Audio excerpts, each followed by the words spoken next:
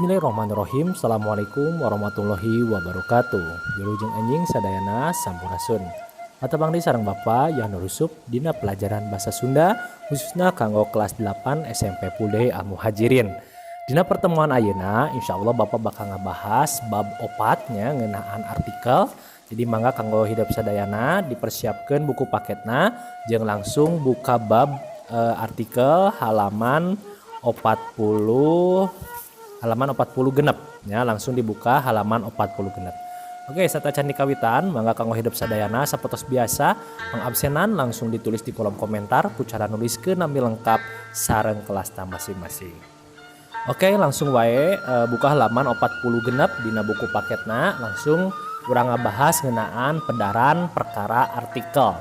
Nah, jadi dina buku paket dituliskeun nya artikel teh mangrupakeun salah sahiji karangan ilmiah. Nah, di dia aya kecap karangan ilmiah ya. Anu disebut karangan ilmiah teh nyaeta upami urang nulis artikel berarti teu tiasa sembarangan ya. Hartosna teu tiasa sembarangan di dieu teh nyaeta lamun urang nulis artikel kudu sesuai jeung data atawa fakta atawa proses penelitian. Margi naon lamun misalnya urang teu sesuai data atawa teu sesuai fakta atau untuk aya penelitian berarti ieu sanes karangan ilmiah ya, tapi karangan biasa. Nah, aku gituna lamun misalnya urang nulis artikel pastikeun yen tulisan urang teh mangrupakeun karangan ilmiah. Nah, lamun ditilik dina wangunna artikel teh biasa mangrupakeun eksposisi ya, biasa oge deskripsi ya atawa argumentasi. Nah, lamun eksposisi di dieu teh nyaeta karangan ilmiah anu eusina ngajentrekeun hiji hal timulai proses dugikeun ka ngadambel hiji eta perkara ya. Contoh misalnya Bapak bade nulis artikel ngeunaan cara membuat atau cara ngadambel obat herbal misalnya. Nah, kan bakal ditulis ya bahan-bahan naon ya, terus cara pembuatan kumaha sareng khasiatna. Nah, eta biasana dina karangan artikel eksposisi. Terus anu kadua aya oge karangan artikel anu berupa deskripsi. Nah, deskripsi di dieu mah leuwihkeun ka ngagambarkeun hiji hal ya. Contoh misalnya Bapak bade ngadambel artikel ngeunaan kampung adat. Nah, ya berarti Bapak ngadambel karangan teh berupa artikel deskripsi. Margi naon? Margi Bapak bade ngagambarkeun kampung adat anu aya di hiji tempat. Anu kadua nyaeta karangan artikel berupa argumentasi. Nah, naon sih isina Pak? Yang isina teh nyaeta ngeunaan argumen atawa pendapat anu mana isina teh ngeunaan pendapat si penulis ngeunaan hiji hal anu mana engke tujuanna teh supaya anu maca teh setuju ya, atau minimal anu maca teh berpendapat oge ngeunaan hal anu ditulis ku penulis tadi. Nah, jadi aya 3 wangun sakali deui dina ngadambel artikel. Kahiji aya wangun eksposisi ya, proses tadi, aya wangun deskripsi nyaeta ngagambarkeun, sareng aya wangun argumentasi nya nyaeta tentang argumen atau berpendapat. Salajengna nyaeta lamun urang bade nulis artikel, nah nya santos mahaman nulis artikel mah teu tiasa sembarangan, kudu sesuai data fakta atawa aya proses penelitian kakarek tiasa nulis artikel. Nah, sateu acan urang nulis atawa lamun urang bade nulis artikel, aya sababaraha hal anu kudu diperhatikeun. Nah, naon hungkul sih hal-hal anu kudu diperhatikeun lamun urang bade nulis artikel? Kahiji teh nyaeta urang kudu bisa milih jejer. Nah, jejer di dieu teh nyaeta urang kudu bisa milih tema anu memang kerame ya, kerame diperbincangkeun atau diobrolkeun di masyarakat. Nah, jadi urang kudu pinter dina milih tema atau jejer. Anu kahiji. Anu kadua, urang kudu nulis artikel kalawan genre. Maksudna kalawan genre di dieu teh nyaeta ketika urang nulis artikel usahakeun milih kalimat-kalimat atawa kekecapan anu gampang dipahami. Entong nepikeun ka ketika urang ngadamel artikel bahasa anu digunakeun teh hese dimengerti kuno pembaca, jadi nate anu maca teh lieur. Nah, eta gote oge kanggo artikel urang. Jadi usahakeun bahasa atau kecapan anu digunakeun teh nyaeta anu gampang dipahami kuno maca. Anu kadua, anu katilu, hal anu katilu nyaeta artikel ditulis ku urang kudu bisa dipertanggungjawabkeun. Nah, selain tuh urang nulis gitunya, nulis hiji artikel, poin anu terakhir nyata urang kudu bisa mempertanggungjawabkan tulisan urang ya. Contoh misalnya Bapak bade ngadema hiji artikel terus Bapak teh nyandak eta teh di data teh dina buku anu tos aya. Nah, urang kudu dicantumkeun tah di handap teh. Ieu teh misalnya teh saha kitu nya atau dina buku naon. Nah, eta kudu dituliskeun. Nah, eta salah satu bentuk mempertanggungjawabkan tulisan. Nah, jadi sekali deui hal-hal anu kudu diperhatikeun saacan urang nulis artikel teh kahiji, urang kudu bisa pinter milih tema atau jejer. Anu kadua, urang kudu nulis artikel kalawan genre, hartina milih kekecapan anu gampang dipakaharti. Sareng anu katilu nyaeta pas urang nulis artikel, urang kudu bisa bertanggung jawab karena tulisan anu ku urang ditulis. Nah, eta panginten materi sakedik kenaan artikel. Oke, salajengna nyaeta langsung hidup buka halaman 48 ngenaan wanci jeung usum-usuman. Nah, ya, wanci jeung usum-usuman. Di dia aya kecap wanci, maksudna teh nyaeta ngenaan waktu.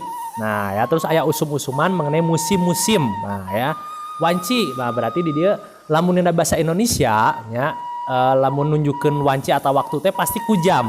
Ya, contoh misalnya ayeuna jam sabaraha? Jam 1, jam 2 ya atau jam 3 atau jam 8 yang sajabana. Nah, dina bahasa Sunda mah waktu-waktu kos kitu teh ngagaduhan istilah-istilahna. Nah, ya ngagaduhan istilah-istilah. Contoh misalnya, nah orang langsung tinggal wae nya dina tabel halaman 48. Nah, di dia aya jam 12:30 peuting.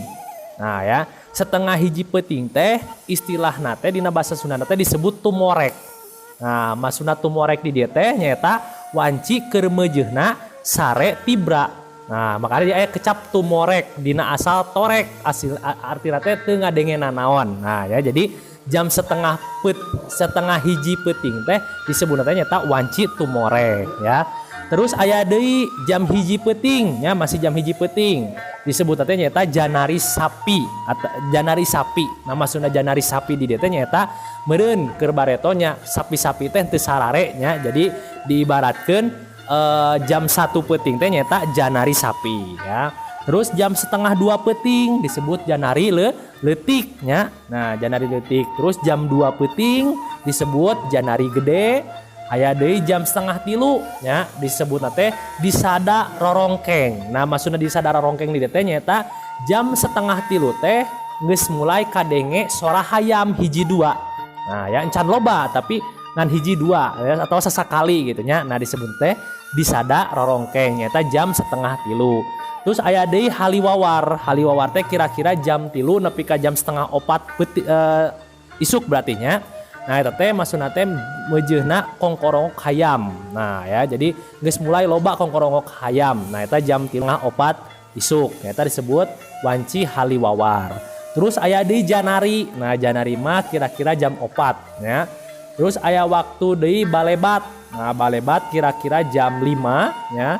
Ieu teh udat-udat belah wetan dina waktu rek pajar. Jadi geus mulai katempo cahaya matahari anu arek keluar tapi encan jelas pisan. Nah, disebutnya nyaeta balebat.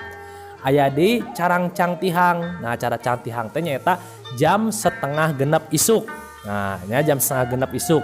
Ya kira-kira liwat pajar nya tetenjoan remeng-remeng keneh. Jadi geus mulai aya ieu matahari tapi masih rada poek saeutik gitu ya. Tapi geus mulai rada carang tapi rada poek sakedik. Nah, beda ejeung tadi balebat. Balebat memang rada terus masih poek keneh ya, lamun carang cangtihang mah terus mulai ya tanda-tanda bade ka isuk-isuk. Nah, terus aya deui haneut moyan. Nah, haneut moyan di dieu teh nyaeta kira-kira jam 8. Ya, jam 8 isuk waktu memang yang meujeuhna keur moyan. Nah, terus aya deui jam 8. Nah, jam 8 disebutna wanci rumangsang. Ya, wanci rumangsang. Maksudna rumangsang di dieu teh nyaeta keur mimiti aya panas. Ya, mulai karasa panas teh jam 8. Nepikeun ka mangga ditinggal nya dugieun ka di dieu aya tengah peuting. Tengah peuting teh nyaeta jam 24.00 atau jam 12 peuting. Mangga ku hidep we dibacanya istilah-istilah wanci. Nah, oke salajengna nyaeta aya usuman. Nah, di dia istilah usuman mangga ku hidep dieusian nya. Dieusian anu titik-titikna. Terus tulis langsung dina buku paket weh. Nah, mangga di dia aya contoh usum mamareng. Usum mamareng teh nyata usum mimiting ngijih. Nah, terus aya usum ngijih. Naon usum ngijih teh? Mangga kuidap dipilaran di internet. Terus tulis pengertiana dina buku paket. Nah, sakitu panginten kanggo materi ayeuna nya. Insya Allah kanggo PAS berarti opat babnya dimulai bab hiji, bab 2, bab 3 sareng bab 4. Jadi sadayana mangga hidup dibaca. Insya Allah sadayana materi anu tos dibahas bakal keluar dina soal PAS. Sakitu panginten anu tiasa dipikahatur. Hapunten bilaya kelepatan. Assalamualaikum warahmatullahi wabarakatuh. Sampurasun.